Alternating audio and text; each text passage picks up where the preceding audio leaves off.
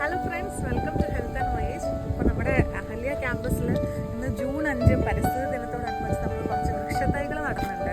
അപ്പോൾ പലതരം തൈകളുണ്ട്: മാവ്, പ്ലാവ്, നെല്ലി, പിന്നെ കുറച്ച് ആയുർവേദ മരുന്നുകളൊക്കെ നമുക്ക് ഉൽപ്പാദിപ്പിക്കാൻ പറ്റുന്ന ചെടികൾ, ഔഷധ തൈകൾ, അങ്ങനെ ഒത്തിരി തൈകൾ നമ്മൾ ഇന്ന് നമ്മുടെ ഫസ്റ്റ് ഇയർ സ്റ്റുഡൻസിൻ്റെ കൂടെ ചേർന്നിട്ട് നമ്മൾ ടീച്ചേഴ്സും കുട്ടികളുമായിട്ട് ഏകദേശം 40 തൈകൾ നമ്മുടെ ക്യാമ്പസിലെ പരിസരത്ത് നട്ടിട്ടുണ്ട്.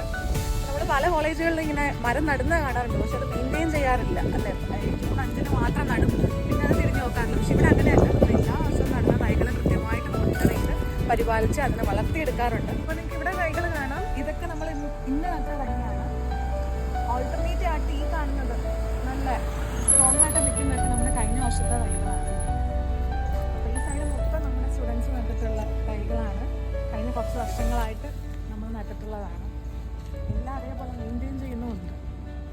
നമ്മൾ ഈ ചെടി നടുന്നത് പലപ്പോഴും ഒരു പ്രഹസനമായിട്ട് തോന്നുന്ന ഒരു കാര്യം എന്താണെന്ന് വെച്ചാൽ, പലരും നടുമ്പോൾ അതിന് വളരാനുള്ള ഓപ്ഷൻസും സ്പേസൊക്കെ ഇല്ലാത്ത സ്ഥലത്ത് ഭയങ്കര കൺജസ്റ്റഡ് ആയിട്ടും പരിമിതമായിട്ട് നടന്ന് കണ്ടിട്ടുണ്ട്. ഇപ്പോൾ ലൈൻ കമ്പിയുടെ ഒക്കെ അടിയിൽ കൊണ്ട് നടുക, അതെങ്ങനെ വലുതായിട്ടാണെങ്കിൽ ഉറപ്പായിട്ടും വെട്ടേണ്ടി വരുന്നത്. അപ്പോൾ നമ്മളിവിടെ അങ്ങനെയൊന്നും അല്ലാതെ കറക്റ്റ് സ്പേസൊക്കെ നോക്കി അവർക്ക് വലുതായാലും നല്ല രീതിയിൽ സ്ട്രോങ് ആയിട്ട് നിൽക്കാനുള്ള സ്പേസ് ഉണ്ട് എന്നൊക്കെ നോക്കി മെഷർമെൻ്റൊക്കെ എടുത്തിട്ടാണ് തുണി എടുത്തിട്ട് മരം നടുന്നത്. അപ്പോൾ എപ്പോഴും നമ്മൾ മരം നടുമ്പോൾ അങ്ങനെ ചെയ്യാം. നമ്മളൊരു നല്ല കാര്യമാണ് ചെയ്യുന്നത്, പക്ഷെ അതിന് യൂസ് ഉണ്ടാവണമെങ്കിൽ ആ രീതിയിൽ ഭാവിയിലോട്ടുള്ള കാര്യം കൂടെ ആലോചിച്ച് പ്ലാൻ ചെയ്തിട്ട് വേണം നമ്മൾ നടാൻ. അല്ലെങ്കിൽ അത് വെറുതെ ഒരു പ്രഹസനമായിട്ട് മാറും.